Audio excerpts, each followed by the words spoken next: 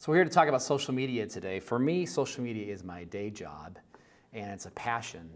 And I think the key to success in this field, probably any field, is to be passionate about it. And that's really the key. One thing I tell myself, and I tell my wife and everyone else I know, is that if I get up in the morning and not 100% of me loves what I do, it's time to change professions. So I'd say that's you too. If you get up in the morning and you're not 100% bought into what you're doing, it's time to move on. And that's the best advice I can give you. Have a great day. No, let's keep going. Let's keep talking. All right, so first of all, let's talk about social media. And if you were trying to create your brand in social media for yourself or your company, and if you're a student who's graduating, you have a personal brand, right? So it's time to start getting your brand out there. And it's not too early, it's not too late. The time is now. So there's 4 things you need to be doing to create your brand in social media, promote yourself, and get people interested in you. And there's a couple things you shouldn't do, which we'll save to the end, so stay tuned for that. It'll be about an hour and a half from now, so stay tuned. The first thing is you want to search your space. Now, if you're focusing on a certain specialty or a certain category in your life, or where you're going to be headed, about what you're going to do for a living, you want to know what people are saying about that space and what they're doing. So use tools like search.twitter, Google Alerts, and other tools to find out what people are saying about your space and your topic. Because that leads into the second strategy, which is creating a strategy. So now that you know what people are saying about the things you're interested in, let's say purple tablecloths. You're going to be the expert in purple tablecloths. Now that you know what people are saying about that, now you can create the strategy to go out on social media and interact with people and talk about that.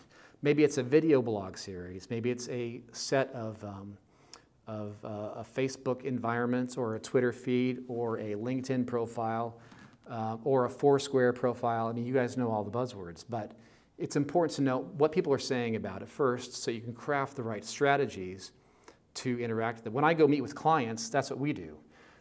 We recently met with a large nonprofit, and they are in the health field. So the first thing we had to do when they said, hey, what do we use social media for? First thing we do is do that same thing. We go out and say, okay, what are people saying about this type of health problem on social media today? Now that we know what they're saying about it, how do we interact with them? What strategies do we create? Does that make sense? Okay, let's move on. The third thing is crafting the message. You know what they're saying, you know how you're going to interact, like we want to use video. Now, what do we say? Now, the important thing to know here in social media that, let's say there's 1,000 social media platforms out there, and there probably are if you count all the different blogs and websites, LinkedIn, location-based, etc. Each one of those platforms has a different way of communicating. So you need to craft the message that works for that platform. I mean, this is an easy sale, but you know Twitter is 140 characters. You don't really get 140 characters to say what you want to say. You actually only get 100, and here's why. Because you get 100 to talk about what you want to say.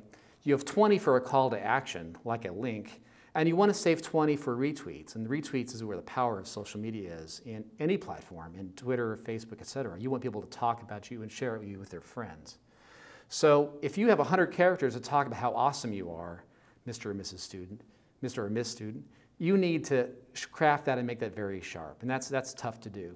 Now imagine that times 1,000, because you've got 1,000 different social media platforms. That takes a lot of work. So crafting the message is the next point. The final point in building your brand in social media is listening and interacting. That could be the most important of all of what we've said so far, because now that you're pushing out a message, you have to listen and interact. Otherwise, you're using old media. You might as well be using radio or billboards, because that's the way traditional media works. It's a one-way broadcast. Social media is social. It's two-way. And so the real power of using it correctly is interacting. You put out this post on Twitter about how awesome purple tablecloths are, and someone asks you a question, and they say, are you sure? Because I think pink ones are better. You got to get there and interact and talk with them and tell them what you think about it. And also that promotes you as a thought leader in that industry. And that's where your brand becomes more valuable. So that's a lot of time. Now, the next thing you might say is, okay, how about if I spend like 15 minutes a day doing that? That's not going to work. Unfortunately, the negative thing, if anything, about social media and building your brand is it takes time. It's very time intensive, and maybe you should skip that episode of Lost, and maybe, oh, Lost is off the air now, isn't it? Okay. That episode of whatever, and spend more time in social media, because it does take time, and if you think you can get away with a few minutes a day, unfortunately that's not the case. It takes time. Now here's a couple warnings. If I were you, I would treat everything you say as being public and forever etched in stone. Probably you're familiar with the Wayback Machine. If you go to archive.org, you can pull up any website in the world and look back in time and see how it looked 5 years ago, 6, 7, 10 years ago. Everything you say is forever, ever indexed. Every social media site is indexed in Bing and Yahoo and Google, and it lives on forever. So you definitely would be careful what you say. This is a true story. We have a client who's a CEO of a company in New York, and we consult with them on social media for his corporation. He, over a period of a couple weeks, spent quite a bit of time talking about his dinner engagements with clients. On Monday, he wrote, hey, went out with XYZ client tonight. We had a Merlot. It was a great evening. The next night, wow, hey, out with so-and-so. We had a Cabernet. It was awesome. By the fourth or fifth night, I had to call him and say, dude, you sound like a wino.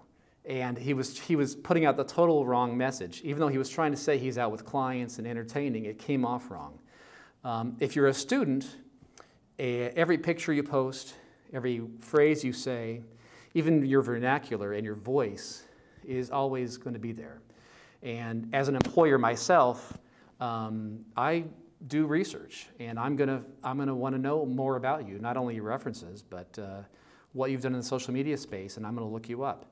So my advice to you is just be wary of what you say and how you say it, and carefully construct your words and your verbiage, because it definitely will come back to haunt you. So that's social media at a glance.